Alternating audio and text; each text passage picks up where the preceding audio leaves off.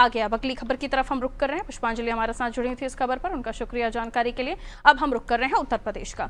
उत्तर प्रदेश में एक बार फिर पवित्र सावन के महीने में कावड़ यात्राओं का दौर शुरू होने वाला है और इसको लेकर पिछली बार की तरह इस बार भी दुकानदारों के लिए चेतावनी जारी कर दी गई है। ऐसा कोई काम ना करें जिससे कावड़ियों की आस्था प्रभावित हो। इसी में शामिल है दुकान के बोर्ड पर मालिक का सही नाम लिखना। जी हाँ, इसे लेकर मुजफ्फरनगर में कावड़ यात्रा को लेकर यूपी सरकार के राज्य मंत्री कपिल देव अग्रवाल का बयान सामने आ गया है। उन्होंने ढाबा रेस्टोरेंट चलाने वाले लोगों को चेतावनी दी है, बोर्ड पे अपने अपने सही नाम लिखिए।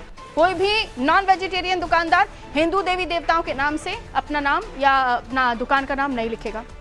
इसके पीछे मुख्यमंत्री योगी आदित्यनाथ के निर्देश का हवाला दिया गया। हालांकि इस बारे में जिला प्रशासन भी सख्त दिखाई दे रहा है।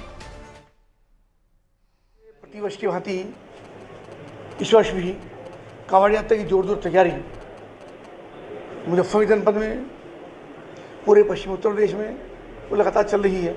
शुरुआत उसकी हो गई है और आदरणीय मुख्यमंत्री योगी आदित्यनाथ जी ने भी उससे एक शानदार मीटिंग करके अधिकारियों को निर्देशित किया है कि किसी प्रकार का व्यवधान कांवड़ यात्रा के अंदर ना हो। कांवड़ यात्राओं को हर प्रकार की सुविधा, उनका रहना, उनका आवास, उनका भोजन, उनकी सुरक्षा, बिजली की शानदार सप्लाई, सफाई की व्यवस्था, ये सब चीज़ लगातार जो अवनमन होते रहे। हर बार हम चर्चा करते हैं इस बात की कि कहीं ना कहीं जब ये घटनाएं होती हैं, जब इतनी बड़ी कांवड़ यात्रा चलती है, लाखों की संख्या में भक्तजन यहाँ से निकलते हैं, कई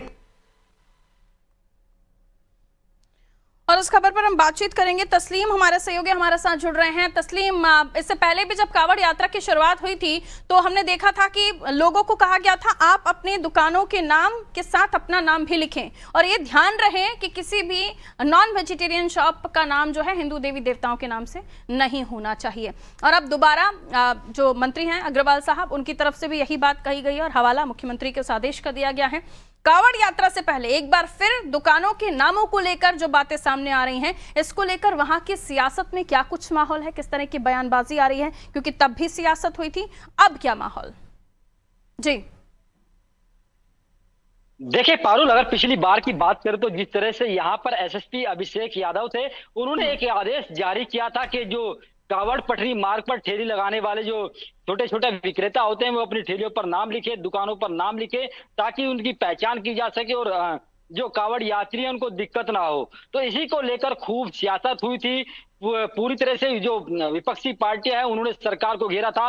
बाद में कुछ याचिकाकर्ता सुप्रीम कोर्ट पहुंचे। वहां पर सुप्रीम कोर्ट में याचिका जब डाली गई, सुनवाई हुई याचिका के आधार पर, तो सुप्रीम कोर्ट ने कहीं ना कहीं जो ये प्रशासन का निर्णय था, जो आदेश था, इस पर कहीं ना कहीं स्टे यानी रोक लगा दी थी। और जिसके बाद से कहीं ना कहीं रोक लगने के बाद से जो तमाम विपक्षी पार्टियां थी वो सरकार पर हमलावर हो गई थी।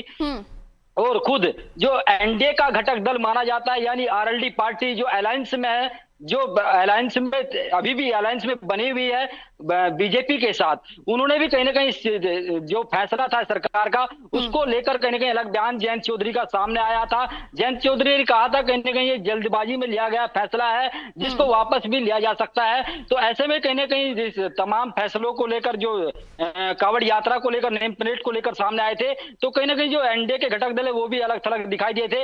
लेकिन ठीक, बिल्कुल, इस मामले में एनडीए के दल जो हैं उनमें कहीं ना कहीं अलग उनके बयानात थे और अब दोबारा से यही मामला फिर सियासत में आया है मुजफ्फरनगर में, जहां पर मंत्री कपिल देव अग्रवाल ने, राज्य मंत्री हैं, उन्होंने कहा कि जो कावड़ यात्राएं जिस रूट से होकर निकलेंगी वहां दुकानों के नाम स्पष्ट होने चाहिए। नॉन वेजिटेरियन शॉप है या फिर दुकान के नाम के आगे मालिक का नाम जरूर होना चाहिए, ये क्लियर डिटेल में मेंशन करना होगा